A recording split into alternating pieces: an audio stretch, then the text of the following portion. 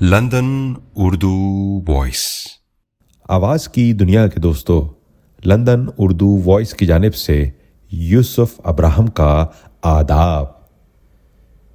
پیش خدمت ہے ایک اقتباس جس کا عنوان ہے رسم الخط کا مسئلہ. یہ مقالہ نون میم راشد صاحب نے تحریر کیا تھا اور غالباً 60 کی دہائی میں یہ ماہنامہ 7 رنگ کراچی سے شائع ہوا. پیش خدمت ہے اقتباس. میرے نزدیک رسم الخط کا مسئلہ بنیادی طور تعلیمی مسئلہ ہے اور اسے مذہب یا کلچر کے ساتھ الجھانا درست نہیں. یہ آپ بھی جانتے ہیں کہ ہمارے ملک میں تعلیم کی بے حد کمی ہے. مردم شماری کے اعداد سے پتہ چلتا ہے کہ مغربی پاکستان میں صرف 13% لوگ اور مشرقی پاکستان میں صرف 20% لوگ پڑھنا لکھنا جانتے ہیں. پورے پاکستان میں صرف 16% لوگ پڑھے لکھے ہیں. ان پڑھے لکھوں میں گویا وہ لوگ بھی شامل ہیں، بلکہ انہی کی تعداد زیادہ ہے جو محض حرف شناسی کر سکتے ہیں. جس ملک میں ان پڑھوں کی اس حد تک فراوانی ہو، وہاں مذہب اور کلچر کا کیا ذکر.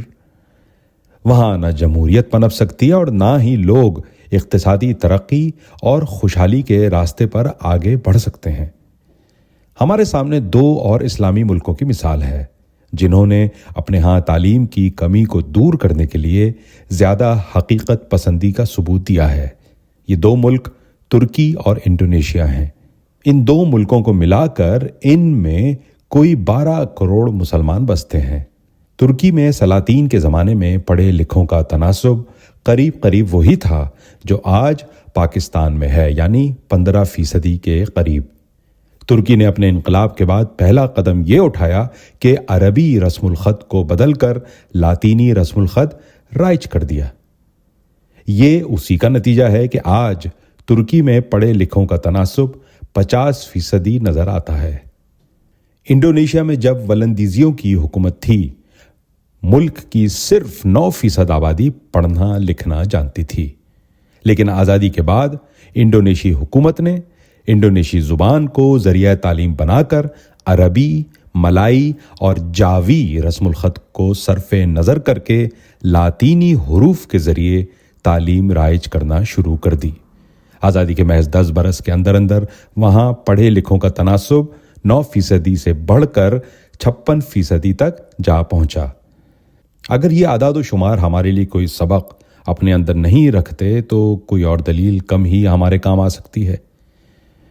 ان ملکوں میں یہ احساس غالباً ہم سے بھی کہیں زیادہ تھا کہ انقلاب اور ماضی پرستی کسی طرح ساتھ نہیں چل سکتے، اور جب تک کسی ملک میں تعلیم کی ترقی کی داغ بیل نہ ڈالی جائے، کوئی انقلاب اپنا صحیح مفہوم نہیں پا سکتا. یوں تو دنیا کی کسی زبان کا رسم الخط کامل نہیں ہے، کیونکہ کامل رسم الخط وہی ہو سکتا ہے جس میں ایک آواز کے لیے ایک ہی علامت ہو. لیکن بدقسمتی سے اردو رسم الخط میں بہت زیادہ خامیاں پائی جاتی ہیں، جن کی وجہ سے اس رسم الخط کے ذریعے تعلیم حاصل کرنا جوئے شیر لانا بن چکا ہے. انہی خامیوں کا نتیجہ ہے کہ ہندی کو اس رسم الخط پر عبور حاصل کرنے میں مہینوں بلکہ برسوں لگ جاتے ہیں. اس کے مقابلے میں لاطینی رسم الخط ہر شخص چند دنوں بلکہ چند گھنٹوں میں سیکھ کر اپنی زبان میں اظہار خیال کرنے کے قابل ہو جاتا ہے. اردو رسم الخط کی سب سے بڑی خامی یہ ہے کہ اس میں ہر حرف کی ایک سے زیادہ شکلیں ہیں.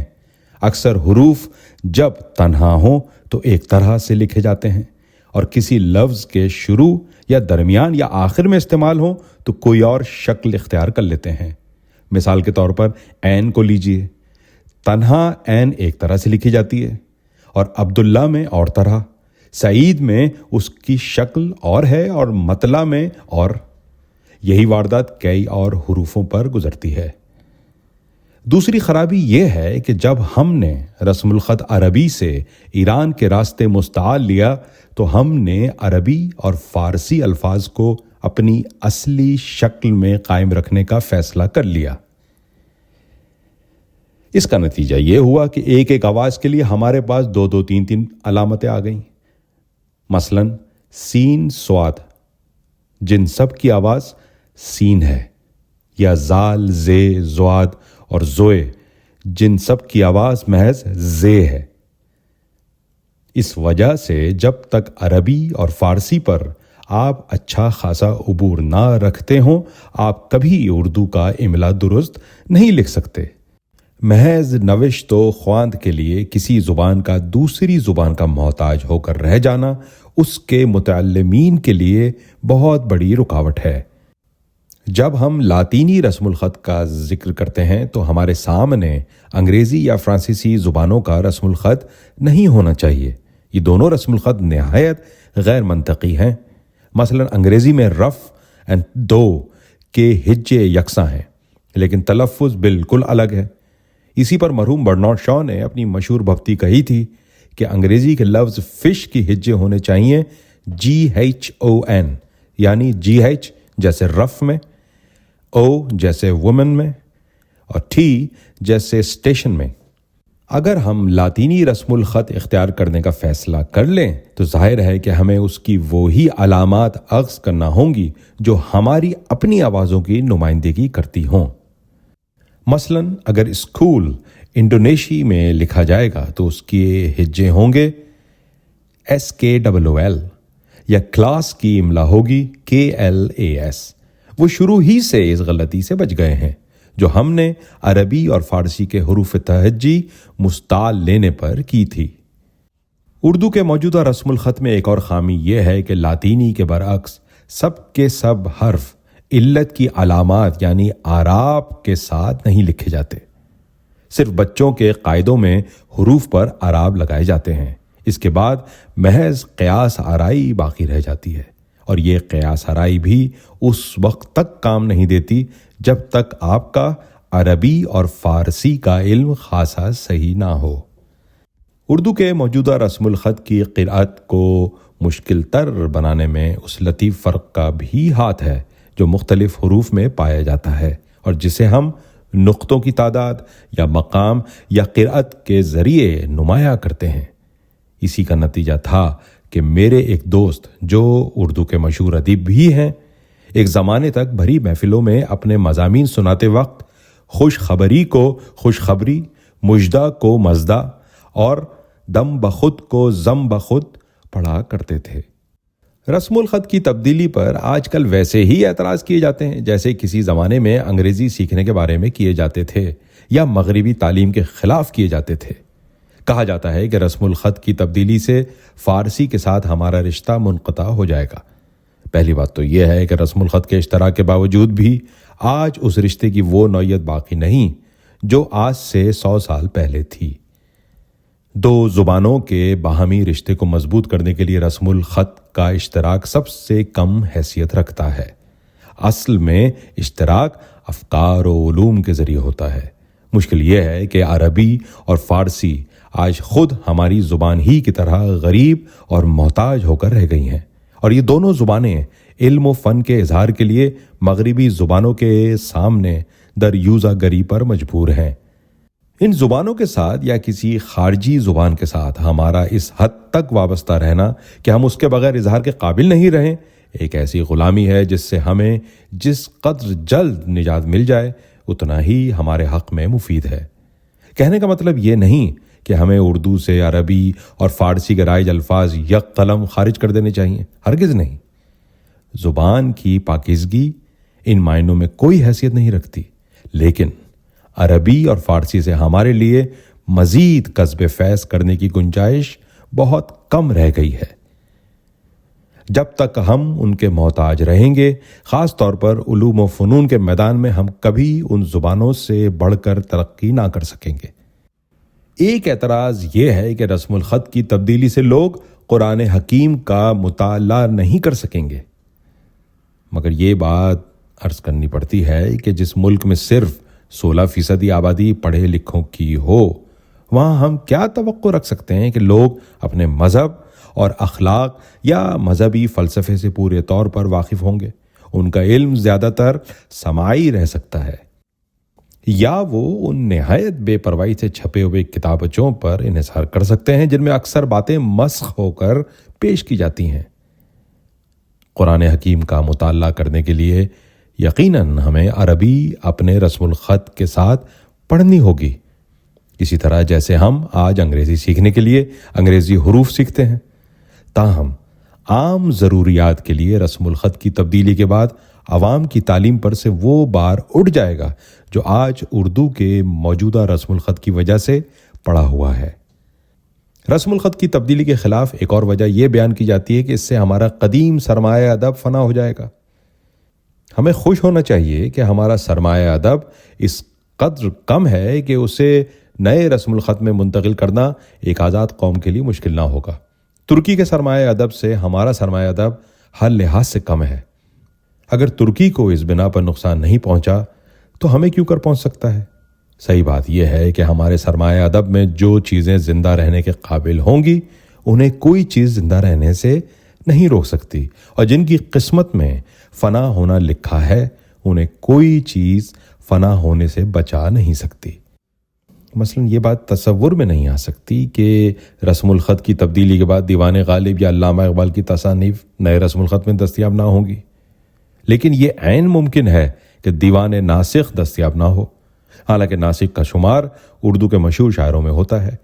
کہنے کا مقصد یہ ہے کہ موجودہ رسم الخط کے باوجود بھی بعض تصانیف قریب متروک ہو چکی ہیں۔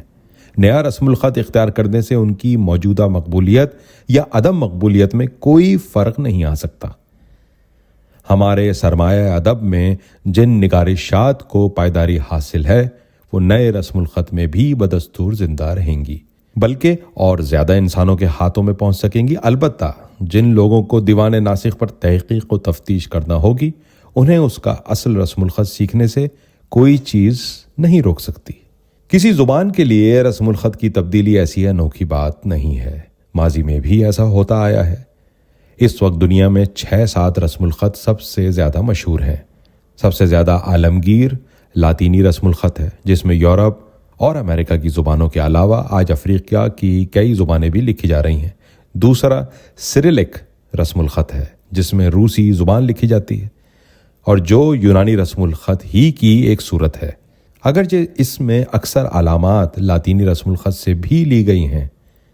ان دونوں کے علاوہ چینی رسم الخط بھی ہے، جسے دنیا کی بہت بڑی آبادی کئی صدیوں سے استعمال کرتی چلی آ رہی ہے، لیکن اب وہ بھی لاطینی رسم الخط کے لیے جگہ خالی کرنے والا ہے۔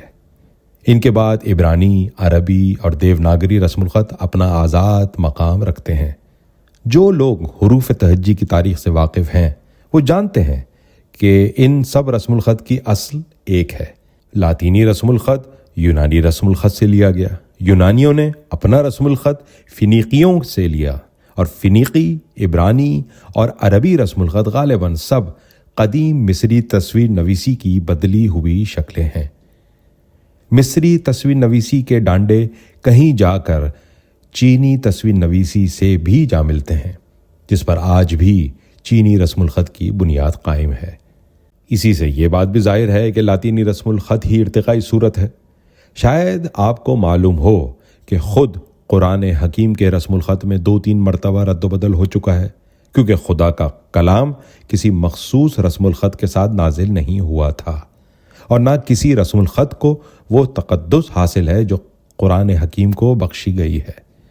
اس ساری بحث سے یہ گزارش کرنا مقصود ہے کہ دنیا کی مختلف قومیں مختلف زمانوں میں اپنی ضروریات کے مطابق اپنی زبان کے رسم الخط میں اصلی اور جزوی ہر طرح کی تبدیلیاں عمل میں لاتی رہی ہیں، اور ترکی یا انڈونیشیا کا لاطینی رسم الخط اختیار کر لینا یا ہمارا رسم الخط کی تبدیلی کے بارے میں سوچنا چندہ حیرت انگیز بات نہیں ہے۔ میں سمجھتا ہوں کہ علم، زبان اور رسم الخط کا آپس میں وہی رشتہ ہے جو روح، جسم اور لباس کا۔ رسم الخط کی حیثیت گویا محض لباس کی ہے جو موسم اور ضرورت کے اعتبار سے بدلا جا سکتا ہے۔ لباس ہی کو جسم یا روح سمجھ لینا مناسب نہیں۔ اس وقت ہم اردو میں جدید اصطلاحات کا ترجمہ کرنے پر زیادہ اس لیے مجبور ہیں کہ انگریزی کے اکثر الفاظ اردو میں نہیں کھپ سکتے، ان کا املا ہی درست نہیں ہو سکتا۔ لیکن اصطلاحات کے ترجمے میں سب سے بڑی دقت یہ ہے کہ جب تک ہم کسی علم کی 10-20 اصطلاحات کا ترجمہ کر پاتے ہیں، ان میں ہزاروں اصطلاحات کا مزید اضافہ ہو جاتا ہے، جس کے معنی یہ ہیں کہ ہم کسی علم کے میدان میں کبھی باقی دنیا کا ساتھ نہیں دے سکتے، لیکن لاطینی رسم الخط اختیار کرنے سے ہمارے لیے اصل لاطینی اصطلاحات اپنی زبان میں شامل کرنا آسان ہو جائے گا، جیسے باقی دنیا کے لوگ کر رہے ہیں۔ روس اور چینی تک اپنی سب اصطلاحات اصل لاطینی سے اخذ کرتے ہیں۔ ترکی اور انڈونیشی زبانوں نے بھی اپنے لیے یہی راستہ نکالا ہے۔ رسم الخط بدلنے سے ایک اور ضمنی فائدہ ہوگا کہ غیر ملکی لوگوں کو ہماری زبان سیکھنے میں آسانی ہو جائے گی، خاص طور پر ان غیر ملکیوں کو جو نئے بین الاقوامی منصوبوں کے تحت یا اپنے سفارتی فرائض انجام دینے کے لیے ہمارے ملک میں طویل قیام پر مجبور ہیں۔ میں نے اپنے انڈونیشیا کے قیام کے دوران میں یہ بات بڑی شدت سے محسوس کی کہ رسم الخط کی دقتیں موجود نہ ہونے کی وجہ سے غیر ملکیوں کو انڈونیشی زبان سیکھنے کی کتنی زیادہ تشویش ہوتی تھی، جو ہماری زبان سیکھنے کے لیے نہیں ہوتی۔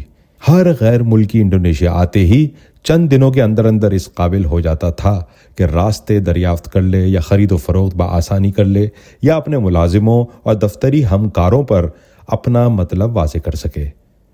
صرف تھوڑی اور کاوش سے وہ انڈونیشی زبان کے اخبارات اور رسائل تک پڑھنے لگتا ہے۔ مجھے یقین ہے کہ لاطینی رسم الخط اختیار کر لینے کے بعد ہماری زبان کا ایک نیا دور شروع ہو جائے گا اور علوم و فنون کی تحصیل کے نئے راستے کھل جائیں گے، جن سے ہماری تہذیب نئے سرے سے مالا مال ہو جائے گی۔ ہمیں اصل فیصلہ یہ کرنا ہے کہ آیا ہم عوام کی اکثریت کو تعلیم دینا چاہتے ہیں یا محض علماء کی ایک مختصر جماعت ہی پر شاکر رہنا چاہتے ہیں۔ ماہنامہ 7 رنگ، کراچی۔ یہ نون میم راشد صاحب کا مقالہ آپ کے ذہن میں بہت سارے سوالات پیدا کرے گا اور آپ ان کی سوچ اور دلائل سے انکار کریں یا اس کو اختیار کریں، یہ آپ کے ہاتھ میں، مگر تحقیق کا ایک نیا راستہ آپ کے لیے نون میم راشد صاحب نے کھول دیا ہے اور اس پر بہت سے لوگ بحث و مباحثے کر رہے ہیں۔ آپ کے ذہن میں اس کو سننے کے بعد جو سوالات آتے ہیں یا جو بھی خیال آپ کے ذہن میں آتا ہے، کمنٹ باکس میں ضرور لکھیے گا۔ اپنا بہت خیال رکھیے، ہمارے ساتھ رہیے۔ آداب عرض ہے۔